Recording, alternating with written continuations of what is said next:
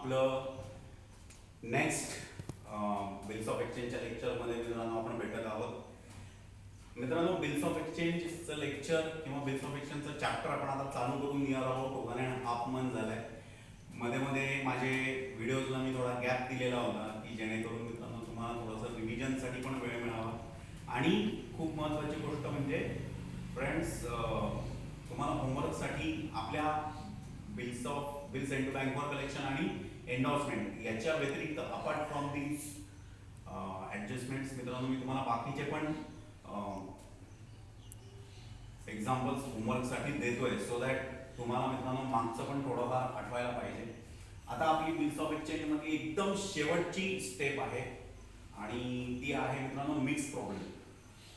तर mix problem म्हणजे काय आणि मिक्स प्रॉब्लेम्स कसे सॉल्व्ह करायचे याच्याशी रिलेटेड मित्रांनो आपलं एक्सप्लेनेशन असणार आहे, जे आपण नेक्स्ट व्हिडिओमध्ये घेणार आहोत. आपण आज मित्रांनो जे लेक्चर घेणार आहोत ते महत्त्वाचं या कारणासाठी आहे की आपण आज बिल्स ऑफ एक्सचेंजची मागच्या जेवढ्या मित्रांनो एंट्रीज झालेल्या आहेत त्याची एक शॉर्टमध्ये रिव्हिजन घेणार आहोत. ठीक आहे. तर आज मी तुम्हाला काही मित्रांनो टेक्निक्स सांगणार आहे. आज मी तुम्हाला काही मित्रांनो कन्सेप्ट जास्त डीपमध्ये क्लिअर करणार आहे. किंवा समजा आपली कन्सेप्ट थोडी आपल्याला कन्फ्युजिंग करत असेल, आपली एखादी कन्सेप्ट मित्रांनो आपल्याला क्लिअर नसेल किंवा कन्सेप्ट क्लिअर आहे पण एंट्री कन्फ्यूज करते, एंट्री आठवायला थोडा प्रॉब्लेम होतो किंवा अजून सो अँड सो जे काही रिझन्स असतील की ज्याच्यामुळे मित्रांनो आपल्याला ड्रॉवर किंवा ड्रॉवीच्या एंट्रीज लिहिताना मित्रांनो काय होतो, प्रॉब्लेम होतो. तर मी आज तुमचा बिल्स ऑफ एक्सचेंजचा चॅप्टर बऱ्यापैकी सिम्प्लिफाय करणार आहे. म्हणजे कदाचित असं म्हणा तुम्ही की बिल्स ऑफ एक्सचेंज मधलं हे सगळ्यात महत्त्वाचं, सगळ्यात लेंदी, आजचा व्हिडिओ थोडा मोठा असणार आहे पण कितीही कंटाळा आला तरी हा व्हिडिओ स्टार्ट पासून एंड पर्यंत कंपल्सरी पहा. हा व्हिडिओ सेव्ह करून ठेवा कारण हा व्हिडिओ तुम्हाला लागणारच आहे. खूप इम्पॉर्टंट, सगळ्यात इम्पॉर्टंट, आजचा व्हिडिओ सगळ्यात इम्पॉर्टंट आहे बिल्स ऑफ एक्सचेंज. ठीक आहे. तर मित्रांनो परत एकदा आपण आपल्या दोन मित्रांकडे जाणार आहोत. आपले दोन मित्र, पहिला मित्र आहे आपला ड्रॉवर आणि दुसरा मित्र आहे आपला ड्रॉवी. ठीक आहे मित्रांनो. तर ड्रॉवर आणि ड्रॉवी म्हणजे कोण आता हे तुम्हाला माहिती आहे. मी आता तुम्हाला मित्रांनो जसं आपण प्रोसेस करतोय, जसं आपण पुढे जातो तशा मित्रांनो आता मी तुम्हाला एक्सप्लेनेशन देतो. सी, ड्रॉवरने ड्रॉवीवर बिल ड्रॉ केलं. ड्रॉवरने ड्रॉवीवर काय केलं, बिल ड्रॉ केलं. आता ह्या बिलाला तो ड्रॉवर काय करतो, सी याच्यामध्ये 4 ते 5 केसेस आहेत. पहिली केस काय मित्रांनो, bill is retained by drawer. पहिली केस काय आहे, ते बिल जे आहे ते ड्रॉवरने काय केलं, स्वतःकडेच ठेवलं आणि नंतर मित्रांनो ते बिल काय झालेलं आहे, ऑनर झालं किंवा ते बिल डिसऑनर झालं. म्हणजे आपली जी पहिली केस आहे ती काय आहे, the bill is retained by drawer. ठीक आहे. आपली दुसरी केस सांगतो मी तुम्हाला. आपली दुसरी केस आहे bill is discounted with bank. मित्रांनो आपली दुसरी केस आहे की ड्रॉवीने दिलेला ऍक्सेप्टन्स, ड्रॉवरला ऍक्सेप्टन्स मिळाला दुसऱ्या भाषेत, आपल्या भाषेत ड्रॉवरचं जे बिल आहे ते ड्रॉवरला पैशांची एमर्जन्सी होती आणि त्या पैशांच्या एमर्जन्सीसाठी ड्रॉवरने ते बिल काय केलं मित्रांनो, बँकेत डिस्काउंट करून दिलं. म्हणजे ड्रॉवरने मित्रांनो बँकेत बिल ठेवून दिलं, त्याच्या अगेन्स्ट पैसे घेऊन टाकले. ड्यू डेटला काय होईल, ड्रॉवी बँकेला पैसे देऊन टाकेल, ड्रॉवरचा काही संबंध नाही. किंवा उलट म्हणू शकतं, ड्रॉवीने ते पैसे बँकेला दिले नाही, बँक ते पैसे ड्रॉवरकडनं वसूल करेल. म्हणजे सेकंड केस जी आहे आपली ती आहे bill is discounted with bank आणि त्याच्यामध्ये दोन केस, एक तर ते बिल ऑनर झालं किंवा ते बिल डिसऑनर झालं. आपली तिसरी जी केस आहे ती केस काय आहे मित्रांनो, bill is endorsed to endorsing. आपली तिसरी केस काय आहे मित्रांनो, bill is endorse to endorsing. ही केस समवॉट सिमिलर आहे डिस्काउंटेड विथ बँक. समजलं? आपण जर बिल ड्रॉवीकडनं मिळालं आणि बँकेला ट्रान्सफर केलं तर त्याला तुम्ही म्हणतात डिस्काउंटेड विथ बँक. ते बिल जर बँकेच्या ऐवजी एखाद्या पर्सनला, एखाद्या माणसाच्या नावाने ट्रान्सफर केलं तर त्याला म्हणतात एन्डॉर्समेंट ऑफ बिल. बँकेला दिलं तर डिस्काउंटेड, बँकेच्या ऐवजी दुसऱ्या एखाद्या माणसाला दिलं तर एन्डॉर्समेंट ऑफ बिल. या ठिकाणी तुम्ही कोणाला तरी पैसे देणं आहे आणि ते पैसे देताना तुम्हाला त्या माणसाला फ्रेश ऍक्सेप्टन्स द्यावा लागणार आहे, नवीन ऍक्सेप्टन्स द्यावा लागणार आहे. तर तुम्ही समोरच्या माणसाला काय सांगता, अरे मी तुला फ्रेश ऍक्सेप्टन्स द्यायच्याऐवजी मला ऑलरेडी एका माणसाकडून पैसे घ्यायचे, ते बिल माझ्याकडे आहे, तर तेच बिल मी तुला देऊन टाकतो. म्हणजे या ठिकाणी काय होईल, ड्रॉवी ड्यू डेटच्या दिवशी ते पैसे आपल्याला न देता आपण ज्याला बिल ट्रान्सफर केलेले आहे त्याला आपण एन्डॉर्सी म्हणतो, त्या एन्डॉर्सीला ते पैसे देईल. समजलं? म्हणजे या ठिकाणी आपला काही संबंध राहत नाही. समजा उद्या ड्रॉवीने त्या एन्डॉर्सीला पैसे नाही दिले तर फ्रेंड्स काय होणार आहे? काहीच नाही. एकदम सिंपल आहे मित्रांनो, ते पैसे आपल्याकडनं वसूल होतील. म्हणजे आपली तिसरी केस काय आहे, bill is endorse to endorsee. त्याच्यामध्ये दोन case, either it is honoured or it is dishonoured. आणि आपली चौथी केस आहे मित्रांनो, bill send to bank of collection. मित्रांनो, तुम्हाला बिलाचे पैसे गोळा करण्यासाठी वेळ नव्हता आणि तुम्ही काय केलं फ्रेंड्स, बिल बँक फॉर कलेक्शनला काय करून दिलं, पाठवून दिलं.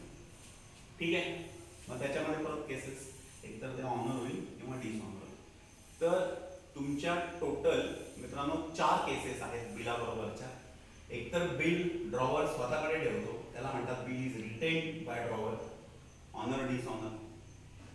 दुसरं, तुम्ही बिल बँकेत डिस्काउंट केलं, दिस इज सेकंड केस, मग डिस्काउंटेड बिल ऑनर डिसऑनर. तिसरं, तुम्ही बिल एन्डॉर्सीला एन्डॉर्स केलं, ते बिल ऑनर किंवा डिसऑनर झालं, this is third case, endorse bill honour dishonour.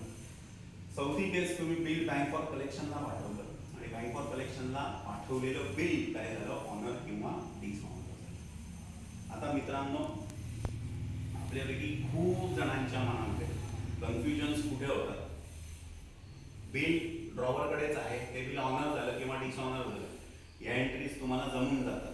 समजलं? कन्फ्युजन्स कुठे होतात, bill discounted with bank, honour dishonour, bill endorse to endorsee, honour dishonour, bill send to bank for collection, honour dishonour. तर आज मित्रांनो मी तुम्हाला एक गंमत दाखवणार आहे. मी या सगळ्या केसेसमध्ये ड्रॉवरच्या बुकमध्ये काय एंट्रीज होतात आणि ड्रॉवीच्या बुकमध्ये काय एंट्रीज होतात ते तुम्हाला मित्रांनो आता काय करणार आहे, सांगणार आहे. ठीक आहे. तर फ्रेंड्स, एक गोष्ट मात्र लक्षात घ्यायची की मी जी काही कन्सेप्ट मित्रांनो तुम्हाला सांगणार आहे त्याचं जे काही मी तुम्हाला एक्सप्लेनेशन देणार आहे ते मित्रांनो एकदम प्रॉपर आणि व्यवस्थित ऐकायचं. समजलं? तर सगळ्यात पहिले मित्रांनो, बिल रिटेन. बिल रिटेनचा अर्थ काय, ड्रॉवरकडे बिल जसंच्या तसं राहील. आता फ्रेंड्स मला सांगा, सगळ्यात पहिले बिल ड्रॉची एंट्री काय होते.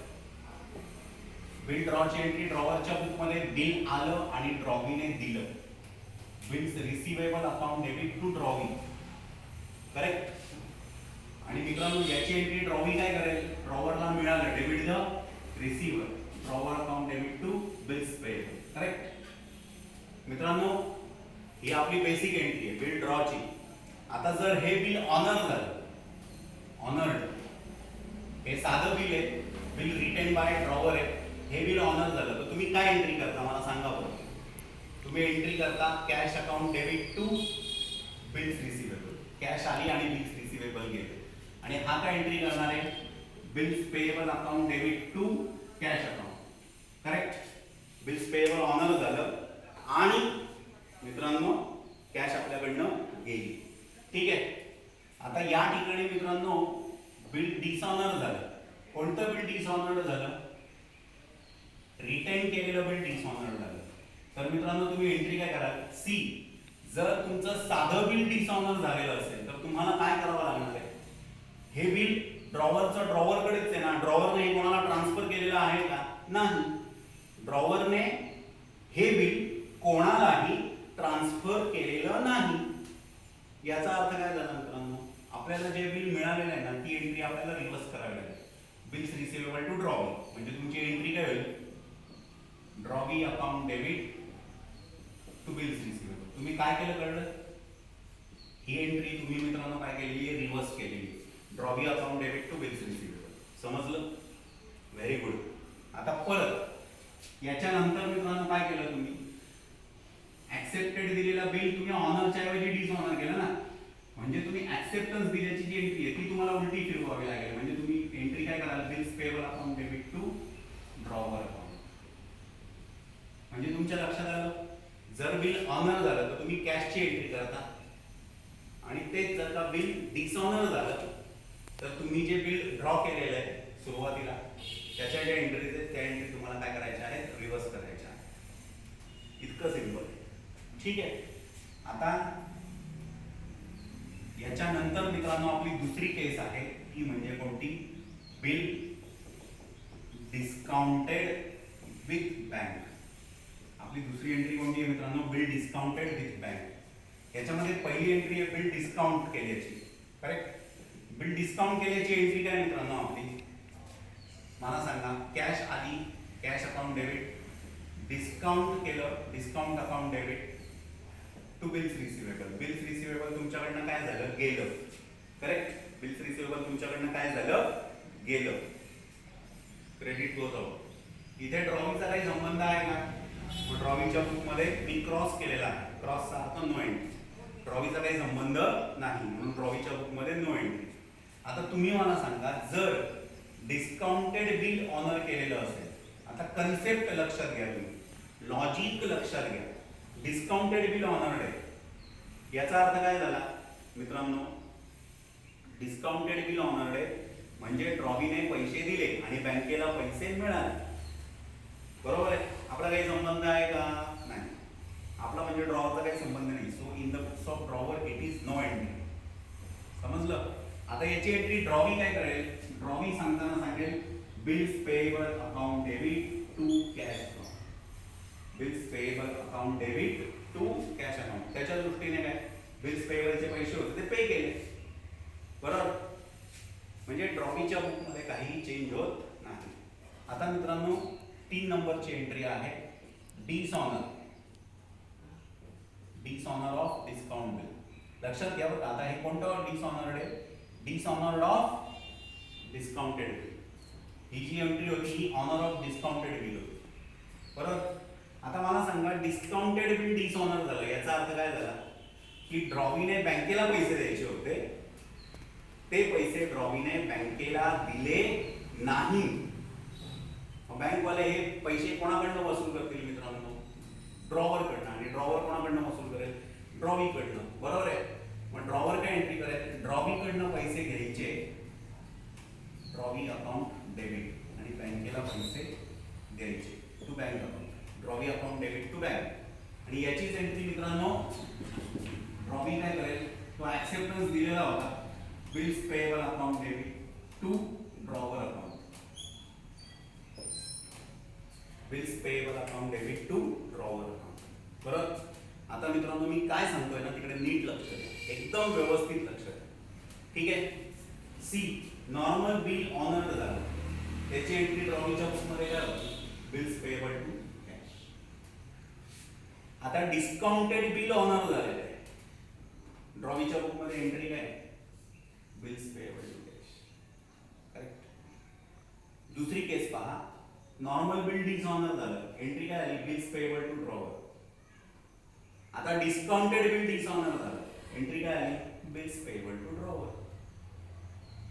सो माय डिअर फ्रेंड्स, तुमच्या जर काही गोष्ट लक्षात आली तर ती अशी आहे की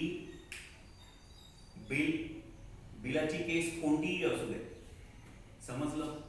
साधं बिल असू दे, बिल डिस्काउंटेड असू दे, bill send to bank for collection असू दे, एंडोर्स बिल असू दे, कोणतंही असू दे, ज्या एंट्रीज चेंज होतात त्या कोणाच्या बुकमध्ये चेंज होतात? ज्या एंट्रीज चेंज होतात त्या ड्रॉवरच्या बुकमध्ये चेंज होतात. ड्रॉवीच्या बुकमधल्या ऑनर डिसऑनरच्या एंट्रीज कधीही बदलत नाही. आय रिपीट, ड्रॉवीच्या बुकमधल्या ऑनर डिसऑनरच्या एंट्रीज कधीही बदलत नाही. ड्रॉवीच्या बुकमधल्या एंट्रीज सेम राहतात. तुम्ही लक्षात घ्या, ड्रॉवीच्या बुकमधल्या एंट्रीज, आय रिपीट, ड्रॉवीच्या बुकमधल्या एंट्रीज सेम राहतात. ड्रॉवीच्या एंट्रीज बुकमधल्या एंट्रीज कधीच बदलत नाही.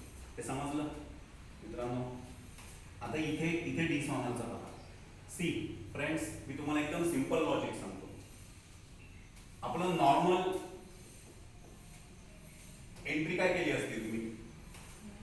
नॉर्मल बिल डिसऑनर झालं तर मित्रांनो इकडे बघा, drawee account debit to bills receivable account, बरोबर ना? आपलं बिल्स रिसिवेबल मला सांगा, आता डिस्काउंट केलेले तर ते बिल्स रिसिवेबल जमा कोणाकडे असणार? बँकेकडे.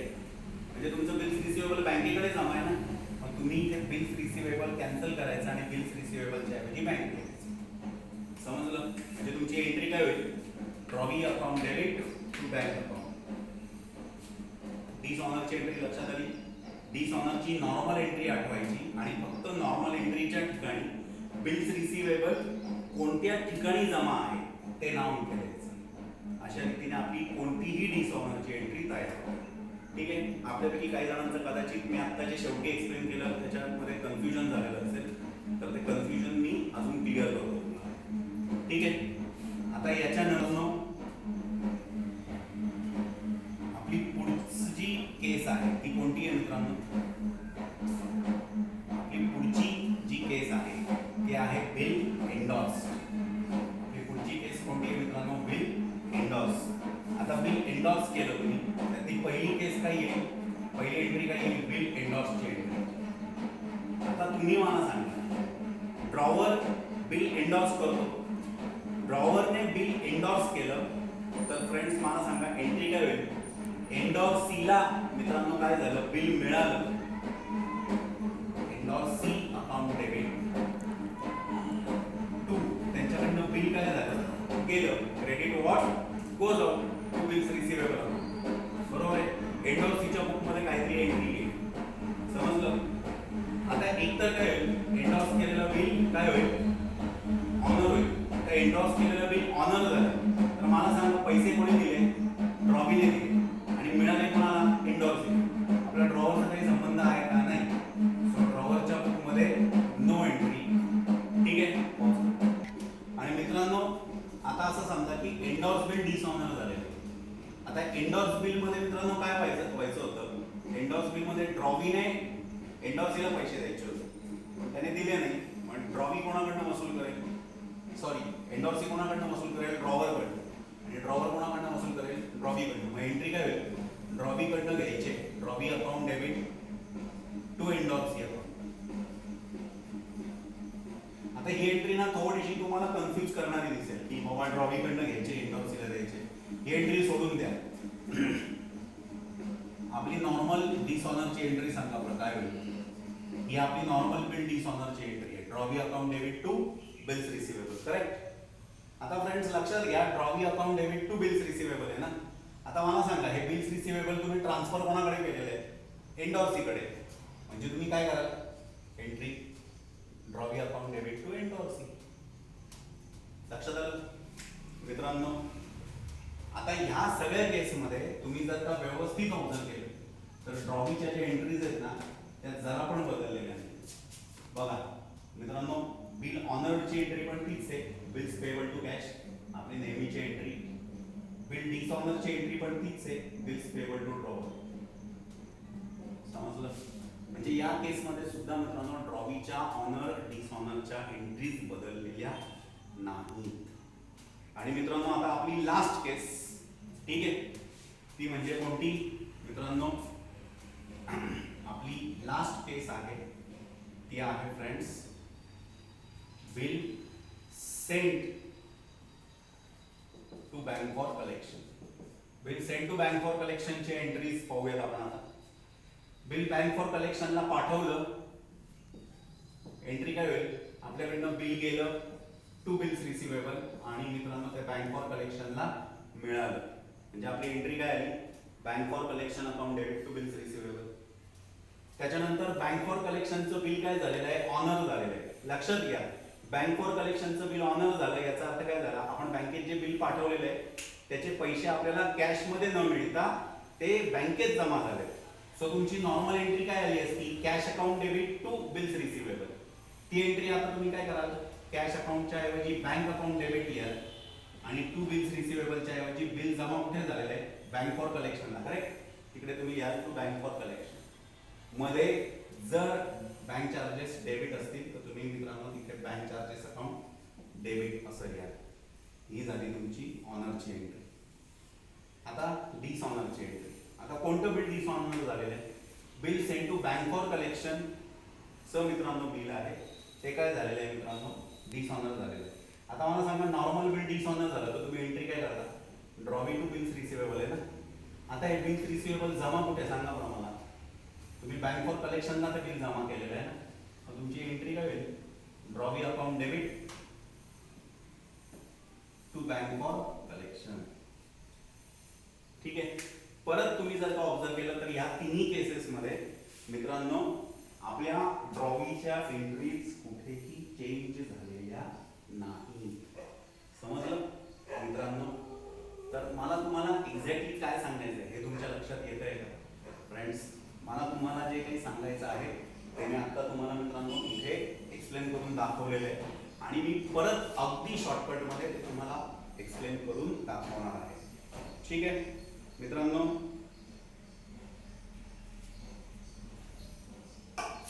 आपल्या अगदी शॉर्टकटमध्ये मित्रांनो आता तुम्हाला काय सांगतोय ते लक्षात घ्या.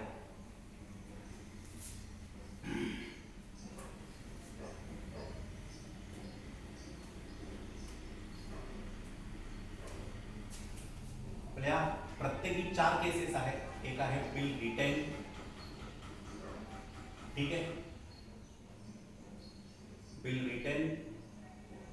त्याच्यानंतर आपली दुसरी केसेस आहे बिल डिस्काउंटेड, ठीक आहे. आपली तिसरी केस आहे बिल एंडोर्स्ड आणि आपली चौथी केस आहे bill bill send to bank for collection. समजलं मित्रांनो. तर आता आपले सगळ्यात पहिले ट्रान्झॅक्शन काय होतं ते लक्षात घ्या. आपलं समजा साधं बिल डिसऑनर झालंय. परत एकदा सांगतो, समजा आपलं साधं बिल डिसऑनर झालेलं आहे. तर आता सगळ्यात पहिले तुम्ही लक्षात घ्या, बिल रिटर्न मध्ये तुमचं बिल जसाच्या तसं राहतं. दुसरी केस काय होते, बिल डिस्काउंट होतं. बिल डिस्काउंट होतं याचा अर्थ काय, तुमचं मित्रांनो कॅश आली आणि बिल गेलं, cash to bills receivable. Bill endorse होतं, बिल एंडोर्स होतं याचा अर्थ काय झाला, तुम्ही तुमचं बिल काय झालं एंडोर्सीला पाठवलं आणि तुमच्याकडनं बिल गेलं. Endorsee account debit to bills receivable. Bill send to bank for collection, तुमची एंट्री काय होईल, bank for collection account debit to bills receivable. म्हणजे तिन्ही केस मध्ये काय झालं तुमच्या लक्षात आलं का मित्रांनो, कॅश आली बिल गेलं. समजलं, बिल गेलं एंडोर्सीला मिळालं, बिल गेलं बँक फॉर कलेक्शनला मिळालं. समजलं, हे तुमच्या लक्षात आलं असेल मित्रांनो. आता हेच ह्याच एंट्रीज मित्रांनो आता आपण समजा ह्याच एंट्रीज आपण काय करतोय, ऑनरला मित्रांनो घेतोय. ठीक आहे. आता bill retain, retain bill honour झालं, काय एंट्री होईल, कॅश आली आणि बिल्स रिसिवेबल गेलं. बरोबर, कॅश आली आणि बिल्स रिसिवेबल गेलं. आता डिस्काउंटेड बिल ऑनर झालं. डिस्काउंटेड बिल ड्रॉवर कडे आहे का, नाही, नो एंट्री. बिल एंडोर्स केलं, ड्रॉवर कडे आहे का, नाही, नो एंट्री. आणि bill send to bank for collection आहे, हे ड्रॉवर कडे आहे का, नाही, हे बँकेच्या ताब्यात दिलेलं आहे.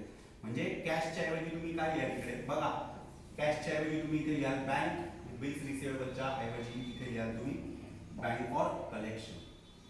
समजलं. आणि सगळ्यात शेवटी मी आता जे सांगतोय ते जास्तीत जास्त म्हणजे सगळ्यात जास्त महत्वाचं आहे, डिसऑनर. म्हणजे बघा, साधं बिल डिसऑनर झालं तर काय एंट्री होईल, डिस्काउंटेड बिल डिसऑनर झालं तर काय एंट्री होईल, एंडोर्स बिल डिसऑनर झालं तर काय एंट्री होईल आणि bill send to bank for collection dishonour झालं तर काय एंट्री होईल. याच्यात तुम्हाला काहीच करायची गरज नाही. याच्यात फक्त तुम्ही एकच गोष्ट लक्षात ठेवा, साधं बिल डिसऑनर झालं तर तुम्ही एंट्री काय करा, साधं बिल डिसऑनर झालं तर एंट्री काय होईल तुमची, drawee account debit to bills receivable, correct, drawee account debit to bills receivable. आता काय करायचं आहे माहिती आहे तुम्हाला, आता तुम्हाला प्रत्येक केसमध्ये ते बिल आपण कोणाला मित्रांनो दिलेलं आहे तेवढंच लक्षात ठेवायचं. आता असं समजा डिस्काउंटेड बिल डिसऑनर झालं, काय बोललो मी, डिस्काउंटेड बिल डिसऑनर झालं, तुम्ही एंट्री काय कराल, ड्रॉवी अकाउंट डेबिट जसाच्या तसं बिल्स रिसिव्हेबल डिस्काउंट मध्ये आपण कोणाला देतो, बँकेला, टू बँक अकाउंट, म्हणजे बिल्स रिसिव्हेबल बँकेला देतो ना, टू बँक अकाउंट. आता समजा एंडोर्स बिल डिसऑनर झालं, काय एंट्री होईल, drawee account debit to bills receivable. आता एंडोर्स मध्ये आपण बिल्स रिसिव्हेबल कोणाला दिलेले आहे, एंडोर्स दिला, drawee account debit to endorse account. आता bill send to bank for collection dishonour, entry काय होईल, ड्रॉवी अकाउंट डेबिट टू, तुम्ही बिल्स रिसिव्हेबल कोणाला दिलेले आहे, बँक फॉर कलेक्शनला ना, drawee account debit to bank for collection. समजलं, म्हणजे बिल या 4 केसेस पैकी कुठेही असू दे, ते ऑनर आणि डिसऑनरच्या एंट्रीज लक्षात कशा ठेवायच्या, याचा टेक्निक कळलं तुम्हाला. डिसऑनरची एकच कॉमन एंट्री लक्षात ठेवा, drawee account debit to bills receivable, आणि केस लक्षात ठेवा. Drawee account debit to bills receivable मध्ये टू बिल्स रिसिव्हेबलच्या ठिकाणी जी केस आहे ते लिहायचं. डिस्काउंटेड विथ बँक असेल तर ड्रॉवी टू बँक, मित्रांनो एंडोर्स बिल डिसऑनर असेल तर ड्रॉवी टू बिल्स रिसिव्हेबलच्या ठिकाणी एंडोर्सी, आणि bill send to bank for collection dishonour असेल तर drawee account debit to bank for collection. आणि मित्रांनो लक्षात घ्या, खूप महत्त्वाची गोष्ट, तुमच्या ज्या काही एंट्रीज चेंज होत आहेत ऑनरच्या आणि डिसऑनरच्या, त्या सगळ्या एंट्रीज फक्त आणि फक्त ड्रॉवरच्या बुकमध्ये चेंज होणार आहेत. ड्रॉवीच्या बुकमधल्या एंट्रीज सगळ्या केसमध्ये, या 4ही केसमध्ये ड्रॉवीच्या एंट्रीज सेम राहतात. एंडोर्स बिल असू दे, send to bank for collection असू दे, डिस्काउंटेड असू दे, किंवा साधं बिल म्हणजे रिटेन बिल असू दे, 4ही केसमध्ये ड्रॉवीच्या एंट्रीज ज्या ठरलेल्या आहेत त्याच राहतात, ड्रॉवीच्या एंट्री चेंज होत नाही. ज्या चेंज होतात त्या फक्त ड्रॉवरच्या एंट्रीज असतात. आणि ड्रॉवरच्या एंट्री कशा लक्षात ठेवायच्या त्याचं पूर्ण मित्रांनो मी आता या व्हिडिओमध्ये तुम्हाला लॉजिक एक्सप्लेन केलेलं आहे. तर हा व्हिडिओ मित्रांनो जरी थोडासा मोठा असला तरी व्यवस्थित पहा. आपल्या सगळ्या बेसिक एंट्रीजचा चार्ट समोर घेऊन बसले तरी चालेल, तशी गरज नाही आहे. मी याच्यामध्ये पुरेसं एक्सप्लेनेशन दिलेलं आहे. पहिले पूर्ण चार्ट एक्सप्लेन केलेला आहे आणि नंतर त्याची शॉर्टकट टेक्निक पण सांगितलेली आहे. तर फ्रेंड्स, रिपीटेडली हा व्हिडिओ 3-4 वेळेस पहा, जास्त क्लिअर होईल तुम्हाला. याच्यानंतर आपण बिल्स ऑफ एक्सचेंजच्या एकदम शेवटच्या टप्प्यात असणार आहोत, मिक्स प्रॉब्लेम म्हणून. ते मिक्स प्रॉब्लेम म्हणजे काय आणि मिक्स प्रॉब्लेम सॉल्व्ह कसे करायचे हे मित्रांनो मी तुम्हाला एक्सप्लेन करणार आहे पुढच्या व्हिडिओमध्ये, ठीक आहे. आणि बिल्स ऑफ एक्सचेंज नंतर आपण लगेच फायनल ची थिअरी स्टार्ट करणार आहोत, ठीक आहे मित्रांनो. दिवस फार इम्पॉर्टंट आहे, वेळ वाया घालवू नका आणि आपण लवकरच भेटणार आहोत हे लक्षात ठेवा. आपल्यापैकी जे मुलं पाठीमागे पडलेले आहेत व्हिडिओज मध्ये त्यांना स्ट्रिक्ट वॉर्निंग आहे. मी आता रिक्वेस्ट करत नाही, मी आता वॉर्निंग देतोय मित्रांनो. ज्या दिवशी भेटू त्या दिवशी भेटू, प्रॉपर भेटू, समजलं. त्याच्यामुळे आधीच वॉर्निंग देऊन ठेवतोय की मला पाठीमागे पडलेलं चालणार नाही. पेरेंट्सला मित्रांनो माझे फोन लवकरच येतील, ठीक आहे, या संदर्भात. पण तुम्हाला मी मित्रांनो सांगून ठेवतोय की मला याच्यामध्ये कुठेही मित्रांनो आता पाठीमागे पडलेलं चालणार नाही. लवकरच भेटू अशी अपेक्षा आहे. काळजी घ्या, स्वतःला वाचवा, घरात राहा.